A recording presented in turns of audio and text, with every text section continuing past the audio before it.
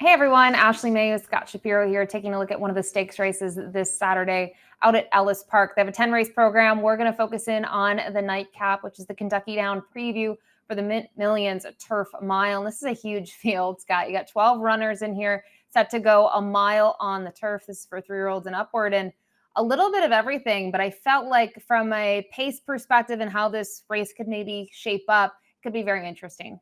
Yeah, it does appear there's going to be a lot of horses actually that want to be forward to at least some extent, need the lead or right off the lead types. I was most impressed with your ability to say the name of this race. I struggled many times with getting it out right, but yeah, it's a fun field, some cool horses. I wish I was more creative in the end, but we'll dive into it nonetheless. We talk about the pace here. I think so. We look at the time form US pace projection. A lot is kind of attributed to you have front runners, you have horses that are stretching out, a little bit of everything. And it's interesting when you look at it because I think when you look at the number 2 in here, Mercante, he likes to be really forward. I don't know how forward he's going to be able to be with horses such as Epic Ride, who I have to think is going to be on the lead. No doubt about that. A horse that's obviously stretching out considerably in distance. Yeah, no, I would agree with that. The outside draw as well for Epic Ride. Edgar Morales, very little choice. Best actor, kind of a need the leadish type, but a little bit further distances, not really much turf experience.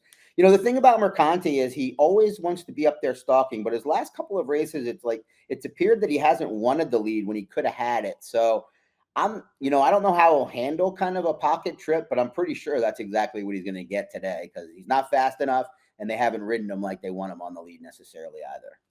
And we're going to dive right into it here into the field with the number 1, Taking Candy. This one for Cherie DeVoe. I thought this was a really good performance last time. I think when you kind of look at the grade 1 spot for the return to the races, maybe it was a little lofty. He didn't take a ton of play, but to see the step forward, sure, it doesn't jump out from a 92 to a 93 buyer. It's just the trip that he got and how he was able to finish. I think based on the Wise Dan, even going back to the grade 3 at the fairgrounds, he's a major player with the inside and the fact that he could be tactically placed.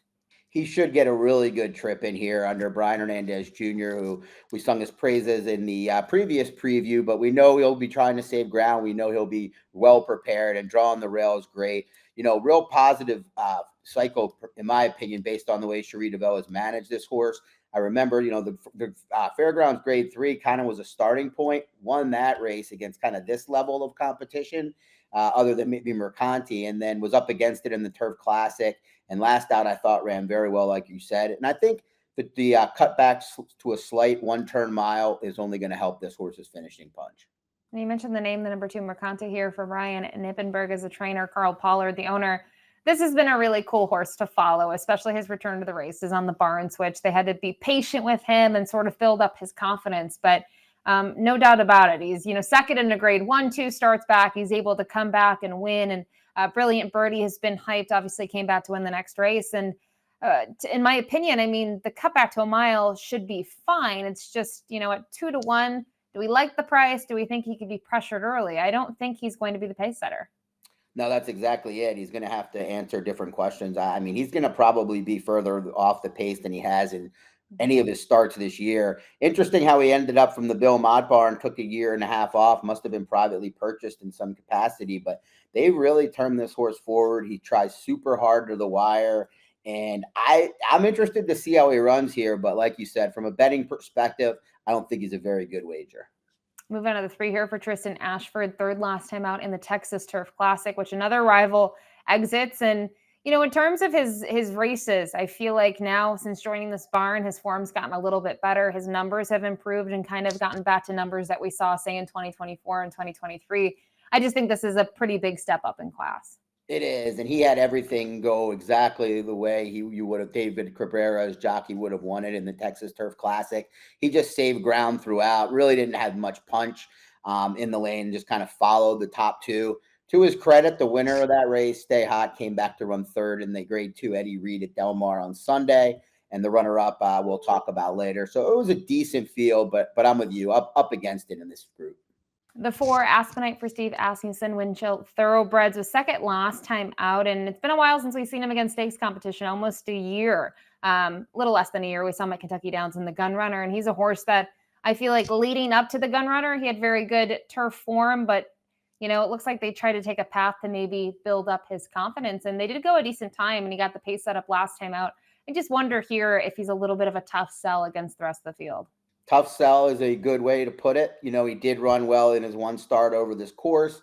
If I'm looking for reasons to maybe want to use him, underneath third or fourth type situation, he was four wide in the first turn last time and still was able to kind of pull it together. He's probably going to get out sprinted early. I would assume the plan would be just to hope for the pace to be hot, which I think it will, or at least contentious, and make a run. We'll see if that can maybe get him third or fourth.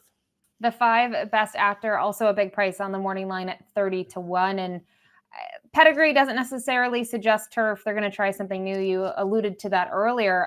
I will say, regardless of what you think of him, you go down the page, it's 5 for 16 lifetime, and look at the names that he's faced. Almost every race, you see someone that stands out. Banishing, Most Wanted, Liberal Arts, Hoist the Gold, Red Route 1, 5-Star General. You go down even further, you see Rattle and Roll. He's always been against tough competition, whether they've been stakes or not, and can maybe understand trying something different based on his last few. They just probably aren't getting the results that they've wanted.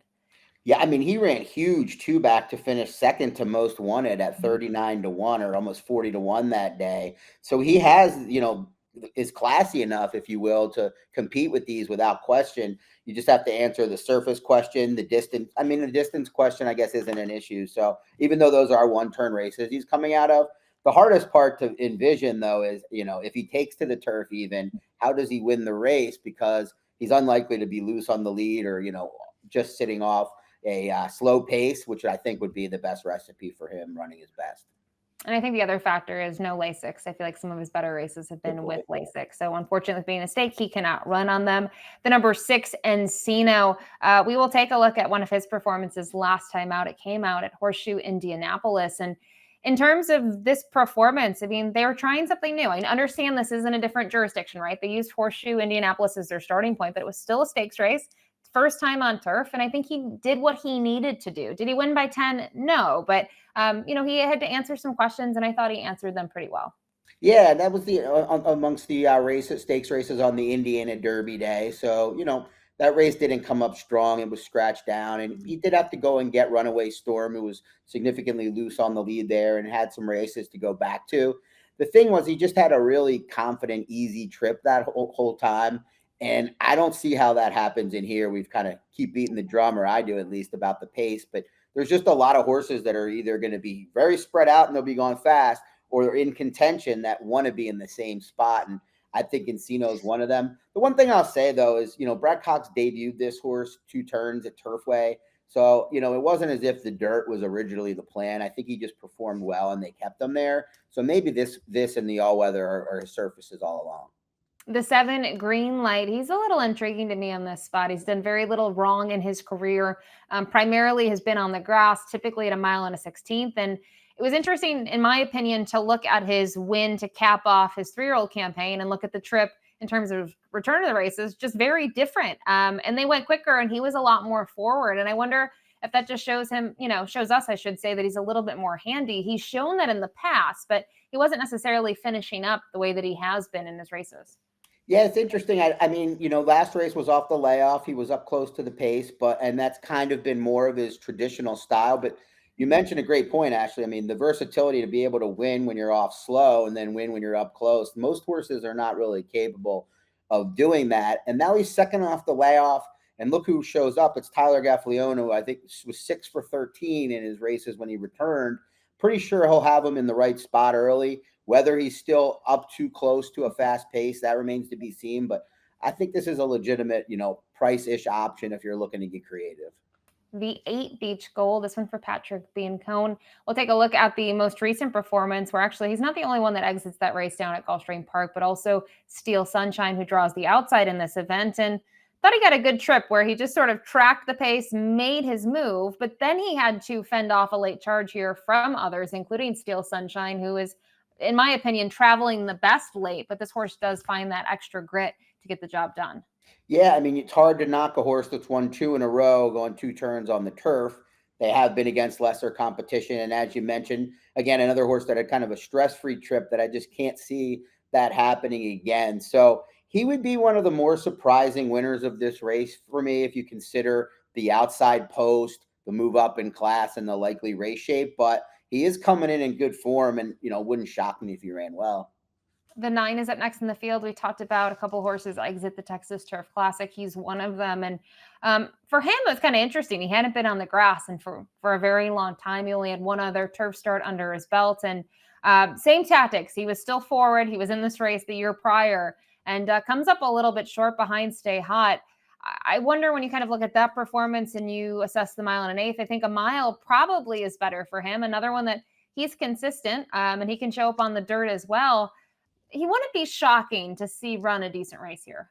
He's an honest horse, and it's interesting they've moved to the turf. He, didn't show any real reasons to do so. I don't know if that something maybe physical change with the horse or just the way it's worked out, but it is impressive that he kind of put forth the same type of effort on the turf that he had, in his most recent try that he has in a lot of these dirt races. If you look at kind of performance ratings and speed figures and whatnot.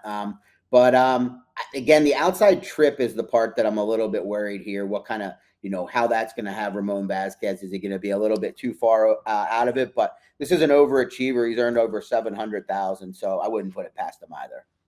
The 10 Epic Ride we saw could be potentially the pace setter here. I don't think it's potentially. I think he is going to be the pace setter, but looking at the time form US pace projection, they have him in front. I agree.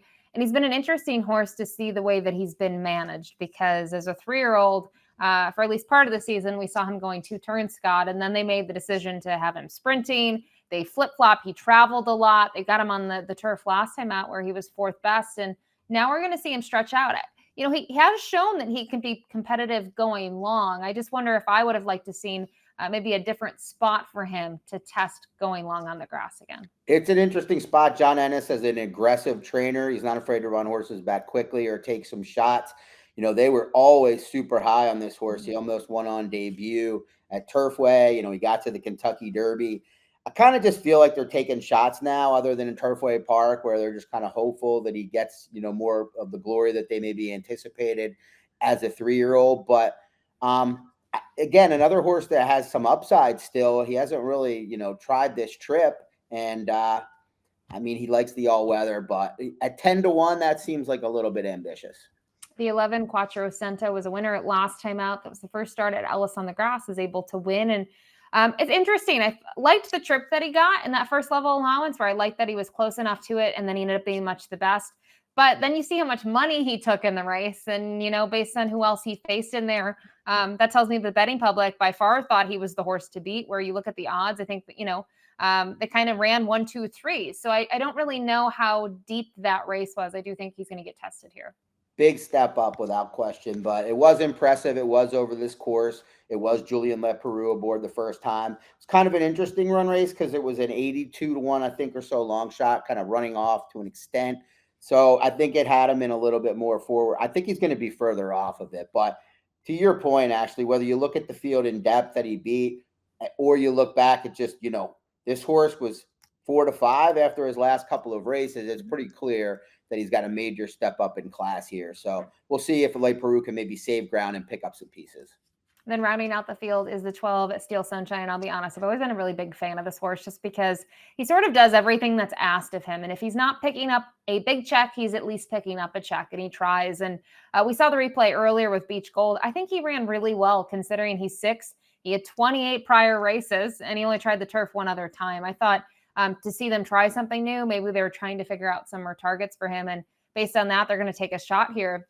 I think he's one that sometimes in his dirt races, he's towards the back of the pack. Sometimes he could be mid-pack. And if he's mid-pack in here, he could be sneaky in the exotics. You referenced a couple of other horses, their running lines, and this horse has some of the best horses in training. And man, I needed him that day in the Gulfstream Park Mile. He was a really almost beating mind frame after a terrible start. But it's interesting. He's a 1-turn miler, like late runner, really throughout his career. And you mentioned he kind of made a good account of himself moving to the turf for whatever reason last out, good enough to come back and try this stakes race. The outside post is tricky. Rafael Bejarano, he'll have to navigate it, but the fact that he came home as strong as he did last time is somewhat encouraging for his chances to do similar in here. And I like that he's always stayed with Bobby DeBona, right? Regardless of his performances, he's always stayed with those connections. So that's the field of 12 for the Saturday nightcap at Ellis Park. Remember, it's the Kentucky Downs preview for the Millions Turf Mile. And we'll move to our top selections for this event. And with it being a big field, you might think that we're all over the place, but our top two, that's as clear as day. We both go 1-2 here, Scott. We both like Taking Candy from the Rail. Yeah, I think that, the true one to beat is Mercanti, all things equal, but I think Taking Candy will be a better price. We'll get a better trip, and it's just a better bet because of both of those things. So, yeah, I guess we're pretty chalky in here in the end. I wonder if Taking Candy, if we'll get our 4-1. And I think our price that's in common would be using Green Light somewhere in the exotics from Post 7, a horse that talked a little bit about his versatility. He can be forward, he might be able to close, and he has some upside just making that second start this year. So 1-2-7-11 for Scott, similar but different. 1-2-12-7 for me. Best of luck in this race and best of luck on your wagers this weekend.